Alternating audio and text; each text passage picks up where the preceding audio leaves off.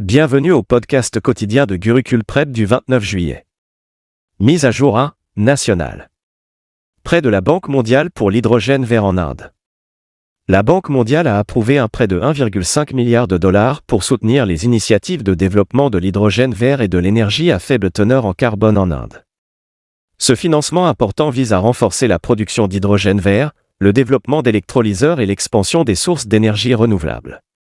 L'engagement de l'Inde à se diriger vers des solutions énergétiques durables et à faible émission de carbone devrait recevoir un coup de pouce majeur grâce à cette assistance financière, facilitant les avancées dans les technologies et les infrastructures d'énergie propres. Mise à jour 2, internationale. Le Sri Lanka remporte la Coupe d'Asie féminine. Le Sri Lanka a remporté son premier titre de Coupe d'Asie féminine en battant l'Inde lors du match final au stade international Ranjiri d'Ambula. Cette victoire marque seulement la deuxième défaite de l'Inde en 9 apparitions en finale. Les joueuses clés Chamari Athapattu, qui a marqué 61 points, et Archita Samarawikrama, qui a marqué 69 points invaincue et a été nommée joueuse du match, ont mené l'équipe à cette victoire historique. Athapattu a également été reconnue comme la joueuse du tournoi, soulignant sa performance exceptionnelle tout au long de la série. Mise à jour 3, économie. Action corrective rapide de la RBI pour les UCB. La Reserve Bank of India, RBI, a introduit le cadre d'action corrective rapide, PCA, pour les banques coopératives urbaines, UCB. Ce cadre remplace le cadre d'action de supervision, SAF, et vise à une intervention de supervision rapide pour restaurer la santé financière des UCB. Le cadre PCA se concentrera sur des domaines clés tels que la suffisance du capital, la qualité des actifs et la rentabilité. Il offre de la flexibilité en fonction des risques spécifiques et s'aligne sur des cadres similaires utilisés pour les banques commerciales programmées et les sociétés financières non bancaires, NBFC. Mise à jour 4, sciences et technologies. Lancement de SearchGPT alimenté par l'IA par OpenAI. OpenAI a lancé un prototype de son nouvel outil de recherche alimenté par l'IA, SearchGPT. Cet outil, alimenté par le modèle avancé GPT-4, est actuellement disponible pour 10 000 utilisateurs tests et vise à améliorer l'expérience de recherche en organisant les informations de manière efficace et en fournissant des liens clairs et attribués aux sources. SearchGPT collabore avec des partenaires tiers et utilise des flux de contenu directs pour créer des résultats de recherche complets, en se concentrant sur la présentation d'informations de manière conviviale.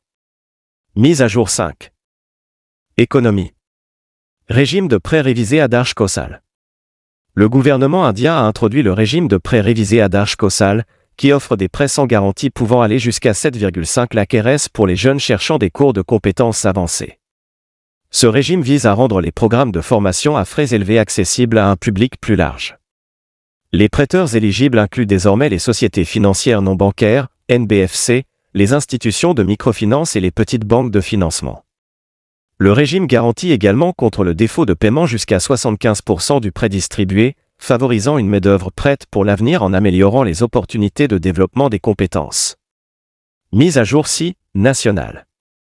Effort de conservation au parc national de Kaziranga. Le parc national de Kaziranga, situé en Assam, continue d'être un point central pour les efforts de conservation visant à protéger sa riche biodiversité. Le parc, site du patrimoine mondial de l'UNESCO, abrite le rhinocéros à une corne en voie de disparition parmi d'autres espèces. Les récentes mesures de conservation incluent des opérations anti-braconnage intensifiées et des projets de restauration de l'habitat pour préserver sa faune unique. Ces efforts sont cruciaux pour maintenir l'équilibre écologique et promouvoir le tourisme durable dans la région. Mise à jour 7, accord. Collaboration spatiale entre l'Inde et les États-Unis. L'Agence de recherche et d'exploration spatiale, SERA, des États-Unis a établi un partenariat avec l'Inde pour son programme de vol spatial habité. Cette collaboration vise à améliorer les capacités de l'Inde en matière d'exploration spatiale et de développement technologique. En s'associant à Blue Origin, SERA cherche à tirer parti de l'expertise de l'Inde en technologie spatiale et à favoriser l'innovation dans les missions de vol spatial habité.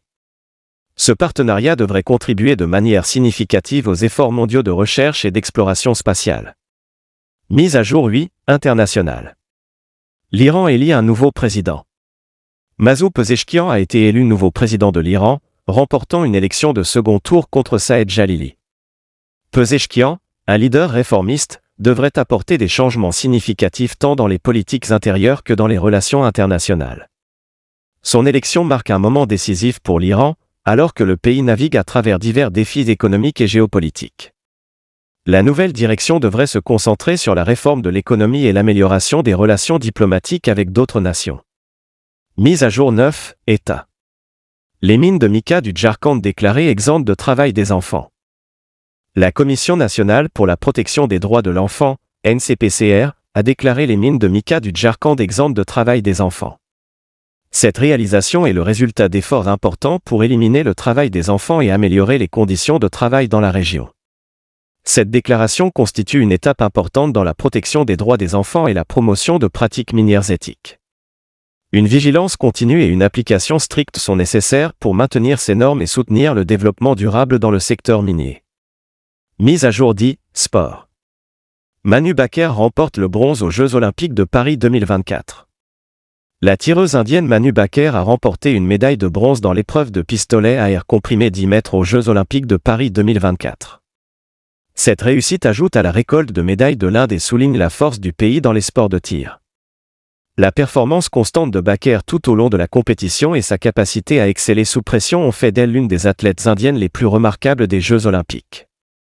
Son succès inspire les tireurs en herbe et met en évidence l'importance d'investir dans les infrastructures sportives et les programmes d'entraînement.